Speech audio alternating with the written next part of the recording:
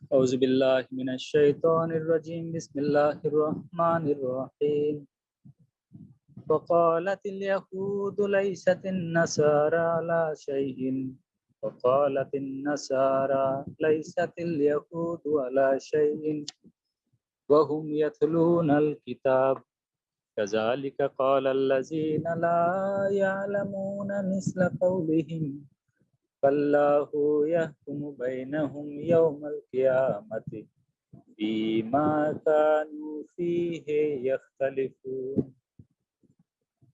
ومن أظلم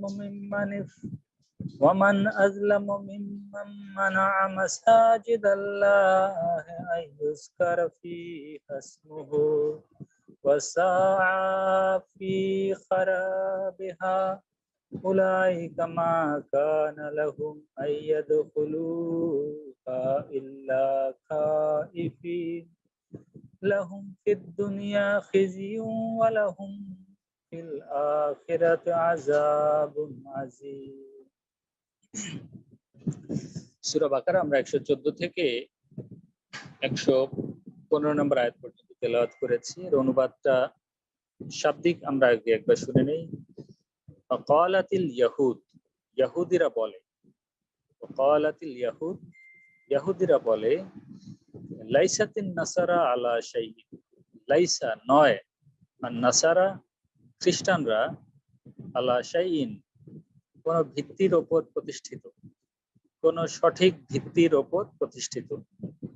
ওয়াকালাতিন নাসারা, আর খ্রিস্টানরা বলে, ওয়াকালাতিন নাসারা, আর খ্রিস্টানরা বলে, লাইসাতিল ইয়াহুদু আলা শাইইন, লাইসাত নয়, আল ইয়াহুদু ইহুদিরা, আলা শাইইন কোন সঠিক ভিত্তিমূলের উপর, আলা শাইইন কোন সঠিক ভিত্তিমূলের উপর। ওয়াহুম ইয়াতলুনাল কিতাব, অথচ তারা পবিত্র কুরআন পাঠ করে। ওয়াহুম অথচ তারা, ইয়াতলুনা তারা পাঠ করে, আল কিতাবা, আল কিতাব অর্থাৎ ঐশী কিতাব। আল কিতাব বলতে এখানে ঐশী কিতাব বোঝানো হয়েছে, যেহেতু ইহুদিদের মাঝেও ঐশী কিতাব এসেছে, খ্রিস্টানদের মাঝেও ঐশী কিতাব এসেছে, এজন্য এখানে আল কিতাব বলতে ঐশী কিতাব বোঝানো হয়েছে।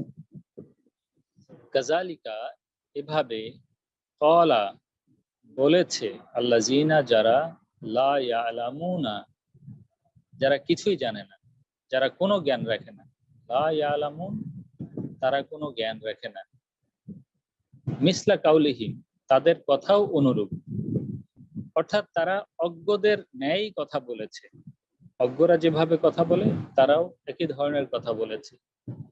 মিসলা, মিসলুন শব্দটির অর্থ হলো অনুরূপ, অনুরূপ, প্রতিচ্ছবি, হুবহু। কাউলিহিম তাদের কথা, কাউল মানে কথা, হিম মানে তাদের, কাউলিহিম তাদের কথা। ফাল্লাহু অতএব আল্লাহ তাআলা, ইয়াহকুমু সিদ্ধান্ত দিবেন, ফাল্লাহু অতএব এক্ষেত্রে ইয়াহকুমু সিদ্ধান্ত দিবেন তাদের মাঝে, বাইনাহুম তাদের মাঝে, ফাল্লাহু অতএব আল্লাহ তাআলা, ইয়াহকুমু সিদ্ধান্ত দিবেন, ফয়সালা করে দিবেন, বাইনাহুম তাদের মাঝে, ইয়াউমাল কিয়ামাতে কিয়ামতের দিন, ইয়াউমাল কিয়ামা কিয়ামতের দিন, ফিমা যে বিষয়ে, ফিমা যে বিষয়ে, কানু তারা ছিল, ফিহে যার মাঝে, যে বিষয়ে তারা ছিল এবং যার মাঝে তারা ছিল, ইয়াখতালিফুন তারা মতবিরোধ করত, ইয়াখতালিফুন তারা মতবিরোধ করত, মতবিরোধ, মতভেদ দুটো অর্থই বোঝায়। সাবলীল অর্থ একবার পড়ি আমরা। আর ইহুদিরা বলে, খ্রিস্টানরা কোনো সত্যের উপর প্রতিষ্ঠিত নয়, আর খ্রিস্টানরা বলে, ইহুদিরা কোনো সত্যের উপর প্রতিষ্ঠিত নয়, অথচ তারা একই কিতাব পড়ে। তেমনি ভাবে যারা কোনো জ্ঞান রাখে না তারাও এদের অনুরূপ কথা বলে। সুতরাং যে বিষয়ে তারা মতভেদ করে আসছে, কিয়ামত দিবসে আল্লাহ তাদের মাঝে সে বিষয়ে মীমাংসা করে দিবেন বা মীমাংসা করবেন। পরের আয়াত, ওয়ামান আজলামু সেই ব্যক্তির চেয়ে অধিক জালেম আর কে হতে পারে, ওমান আজলামু সেই ব্যক্তির চেয়ে অধিক জালেম আর কে হতে পারে, মিম্মান সেই ব্যক্তির চেয়ে, মানা যে নিষেধ করে, যে বাধা দেয়, মাসাজিদ আল্লাহ আল্লাহর মসজিদ সমূহে। এখানে একটা বিষয় উজ্জ্ব আছে, আল্লাহর মসজিদ সমূহে যেতে হতে পারে, আল্লাহর মসজিদ সমূহে প্রবেশ করতে হতে পারে, আল্লাহর মসজিদ সমূহের মাঝে অবস্থান করাও বোঝাতে পারে। এই জন্য এই বিষয়টা উজ্জ্ব আছে। ওয়ামান আজলামু মিম্মান মানা মাসাজিদ আল্লাহ, আর সেই ব্যক্তির চেয়ে অধিক জালেম কে আছে যে আল্লাহর মসজিদ থেকে মানুষকে বাধা দেয়। আইয়ুজকারা ফিহা, যেখানে অধিক হারে স্মরণ করা হয়। ইউজকারা শব্দের অর্থ স্মরণ করা হয়, ফিহা এর মাঝে, ইসমুহু ইসমুহু তার নাম অর্থাৎ আল্লাহর নাম, ইসমুহু তার নাম, ইসিম শব্দের অর্থ নাম, ইসমুহু তার নাম অর্থাৎ আল্লাহর নাম।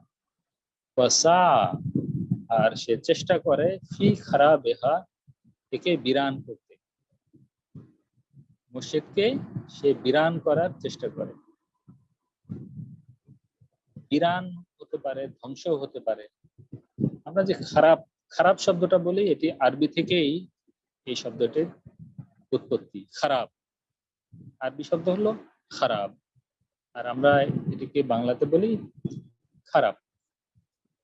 খারাবেহা এটিকে ধ্বংস করতে, এটিকে বিরান করতে। উলাইকা এরাই ওই সকল লোক, উলাইকা এরা ওই সকল লোক, মা কানা লাহুম তাদের জন্য বৈধ ছিল না, মা কানা লাহুম তাদের জন্য বৈধ ছিল না, ইয়াদখুলুহা যে তারা ইহাতে প্রবেশ করবে, তারা এর মাঝে প্রবেশ করবে, তারা মসজিদে প্রবেশ করবে, ইল্লা খাইফিন তবে হ্যাঁ ভীত সন্ত্রস্ত অবস্থায়, আল্লাহর ভয়ে ভীত হয়ে।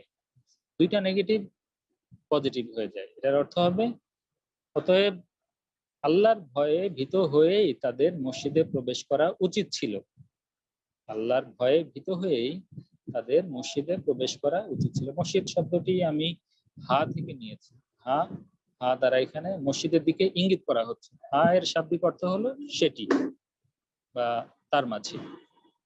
লাহুম তাদের জন্য, লাহুম তাদের জন্য, ফিদ দুনিয়া এই জগতে, লাহুম ফিদ দুনিয়া তাদের জন্য এই জগতে, খিজিউন লাঞ্ছনা, লাহুম ফিদ দুনিয়া খিজিউন তাদের জন্য রয়েছে এই জগতে লাঞ্ছনা, ওয়ালাহুম আর তাদের জন্য রয়েছে ফিল আখিরাতে পরকালে, ওয়ালাহুম আর তাদের জন্য রয়েছে ফিল আখিরাতে পরকালে, আযাবুন আযীম যন্ত্রণাদায়ক শাস্তি, আযাবুন আযীম যন্ত্রণাদায়ক শাস্তি।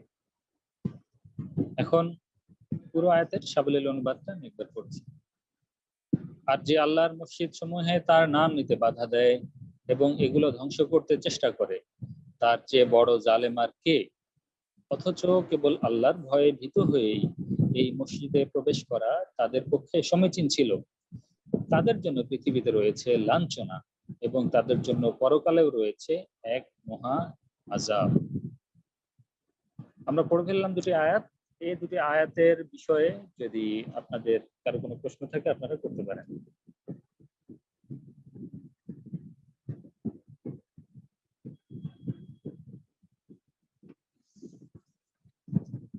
আমরা দেখতে পাচ্ছি আমাদের মাঝে আমরা 14 জন আছি। আচ্ছা, বা আমাদের ওয়াকফি জিন্দেগি ভাইরাও আছেন, এটাতে অধিকাংশ ওয়াকফি জিন্দেগি ভাইরাই আছেন। ঠিক আছে, আপনাদের কি কোনো প্রশ্ন আছে এই বিষয়ে আমরা যে পড়াশোনা করেছি দুটি আয়াত? আচ্ছা, নাই। তাহলে আমরা তৃতীয় আয়াতে চলে যাই, আর আজকের জন্য এটি শেষ আয়াত। বিসমিল্লাহির রহমানির রহিম, ওয়ালিল্লাহিল মাশরিকু ওয়াল মাগরিবু ফাআইনামা তুওয়াল্লু ফাসাম্মা ওয়াজহুল্লাহ ইন্নাল্লাহা ওয়াসিউন আলিম। শাব্দিক অনুবাদ করছি, ওয়ালিল্লাহি আর আল্লাহর জন্যই, আল মাশরিক পূর্ব, ওয়াল মাগরিব এবং পশ্চিম, আল্লাহর জন্য পূর্ব পশ্চিম, ফাআইনামা তুওয়াল্লু যেদিকেই তোমরা তাকাও, ফাআইনামা তুওয়াল্লু অতএব যেদিকেই তোমরা তাকাও, ফাসাম্মা ওয়াজহুল্লাহ সেদিকেই তোমরা আল্লাহর চেহারা দেখতে পাবে, ফাআইনামা তুওয়াল্লু ফাসাম্মা ওয়াজহুল্লাহ যেদিকে তোমরা তাকাবে সেদিকে আল্লাহর চেহারা তোমরা দেখতে পাবে। ইন্নাল্লাহা ওয়াসিউন আলিম, নিশ্চয়ই আল্লাহ প্রাচুর্য দানকারী এবং সর্বজ্ঞ। ইন্নাল্লাহা ওয়াসিউন আলিম, নিশ্চয়ই আল্লাহ প্রাচুর্য দানকারী এবং সর্বজ্ঞ। এই আয়াতের সাবলীল অনুবাদটি একবার পড়ে দিচ্ছি। আর পূর্ব ও পশ্চিম আল্লাহরই, অতএব তোমরা যেদিকে মুখ ফিরাও সেদিকে আল্লাহর বিকাশ দেখতে পাবে। নিশ্চয়ই আল্লাহ প্রাচুর্য দানকারী এবং সর্বজ্ঞ। যে তিনটি আয়াতের একটু শানে নজুল আমি সংক্ষেপে বলে দিচ্ছি 1 মিনিটে। জগতে ইহুদিরা খ্রিস্টানদেরকে এবং খ্রিস্টানরা ইহুদিদেরকে যে একে অপরকে কাফের আখ্যা দেয়া, তারপর ঘৃণা করা এবং অপর ধর্মকে অবজ্ঞার দৃষ্টিতে দেখায়, এটি তারা দীর্ঘ 1400 বছর ধরে কাজই করেছিল। তো মুসলমানদের মাঝেও বর্তমানে সেই ইহুদি এবং খ্রিস্টানদের ফাজিলত পরিলক্ষিত হয়েছে। তো মহানবী সাল্লাল্লাহু আলাইহি ওয়াসাল্লাম যেভাবে বলেছেন যে আমার উম্মত ইহুদি খ্রিস্টানদের অনুরূপ হবে, আমরা একটা হাদিস যেটি পড়ে থাকি যে ইহুদিদের অনুরূপ হবে, কিন্তু আসলে যারা হাদিস নিয়মিত পড়াশোনা করেন তারা দেখতে পাবেন যে ইহুদি এবং খ্রিস্টান উভয় জাতির সাথে সাদৃশ্যপূর্ণ বলা হয়েছে মুসলমানদেরকে, শুধু ইহুদিদের কথা বলা হয়নি। অনেকগুলো হাদিস আছে, 72 বিপথে যাবে, এক সঠিক পথে থাকবে, এই সংক্রান্ত যে হাদিসগুলো আছে, কোন কোন হাদিসে শুধু ইহুদির কথা আছে, আবার অনেকগুলো হাদিসে ইহুদি এবং খ্রিস্টানদের কথা আছে যে মুসলমান জাতি ইহুদি এবং খ্রিস্টানদের অনুরূপ হবে। তাহলে ইহুদিদের অনুরূপ হচ্ছে কিভাবে? ইহুদিদের অনুরূপ হচ্ছে আল্লাহ রাসূল সাল্লাল্লাহু আলাইহি ওয়াসাল্লাম বলেছেন তাদের মাঝে যত ধরনের পঙ্কিলতা ছিল সব পঙ্কিলতা মুসলমানদের মাঝে প্রবেশ করবে। আর খ্রিস্টানদের ন্যায় হচ্ছে কিভাবে? খ্রিস্টানরা যেভাবে বিশ্বাস করে ঈসা আলাইহিস সালাম আকাশে চলে গেছেন, ঠিক মুসলমানদের মাঝে এই একই আকীদা প্রবেশ করবে। এই দুটি সাদৃশ্য আমি এখন বলছি, আর অনেক সাদৃশ্য আছে। তো এই কথা কোরআনে যে বলা হয়েছে যে ইহুদি এবং খ্রিস্টান একে অপরকে যে দোষারোপ করে, এই অবস্থা এখন মুসলমান জাতির মাঝে। অতএব রাসূল করিম সাল্লাল্লাহু আলাইহি ওয়াসাল্লামের ভবিষ্যৎবাণী অক্ষরে অক্ষরে পূর্ণ হয়েছে, কোরআনের ভবিষ্যৎবাণী অক্ষরে অক্ষরে পূর্ণ হয়েছে। প্রশ্ন হলো যে যতই মতভেদ থাকুক, মানুষ কি আইন নিজ হাতে তুলে নিতে পারে না? কেন? কেননা এই আয়াতের শেষে বলা হয়েছে মতবিরোধ তোমাদের মাঝে যাই থাকুক না কেন, আইন নিজ হাতে তুলে নেওয়া যাবে না, বিচার করবেন আল্লাহ শেষ দিবসে, কিয়ামত দিবসে। অতএব মানুষের আইন হাতে তুলে নেওয়ার কোনো অধিকার নেই। পরের আয়াতে বলা হয়েছে যে আল্লাহর মসজিদে বাধা দেওয়ার কারো কোনো অধিকার নেই। এটি আমার মসজিদ, ওটি তোমার মসজিদ, এই মসজিদ সেই মসজিদ, সব মসজিদে সবাই নামাজ পড়তে পারে, সব মসজিদে সবাই ইবাদত করতে পারে। কিন্তু বর্তমান যুগে যে মসজিদ বানানো হয়েছে, অধিকাংশ মসজিদের উদ্দেশ্য তাকওয়ার উপর নয়, তাকওয়ার উপর ভিত্তি করে মসজিদগুলো, সব মসজিদ নির্মাণ করা হয়নি, বরং বলা চলে অধিকাংশ মসজিদই তাকওয়ার উপর ভিত্তি করে নির্মাণ করা হয়। যার কারণে মসজিদে মসজিদে ভেদাভেদ, অর্থাৎ মসজিদ এবং মসজিদ কমিটি বা এই জাতীয় যেসব লোকজন আছে তাদের মাঝে ভেদাভেদ সৃষ্টি হয়েছে। তাদের বিষয়ে ভয়ানক শাস্তির কথা বলা হয়েছে, তাদের জন্য পৃথিবীতেও লাঞ্ছনা, পরকালেও এক মহা আযাব। আল্লাহ তাআলা তাদেরকে ভয়ঙ্কর সাবধানবাণী শুনিয়েছেন।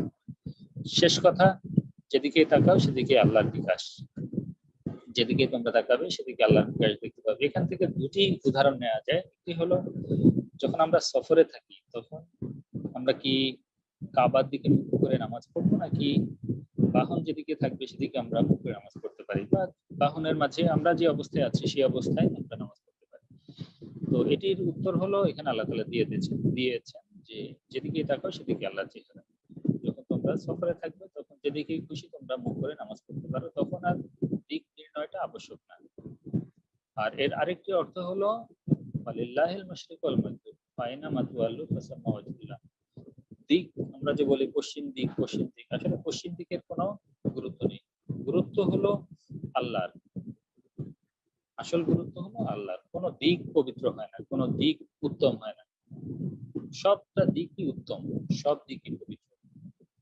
তাহলে আমরা এখান থেকে শিখতে পারলাম কয়েকটি বিষয়। আশা করি আপনারা এগুলা মাথায় নোট করে নিয়েছেন, যারা খাতা কলম নিয়েছেন তারা খাতা কলমে নোট করেছেন। তো আজকে আমরা আর আলোচনা দীর্ঘ করছি না, আপনারা সবাই ভালো থাকবেন। আমাদের ক্লাস, কোরআনের ক্লাস এখানে শেষ হচ্ছে। আসসালামু আলাইকুম ওয়া রাহমাতুল্লাহি ওয়া বারাকাতুহু।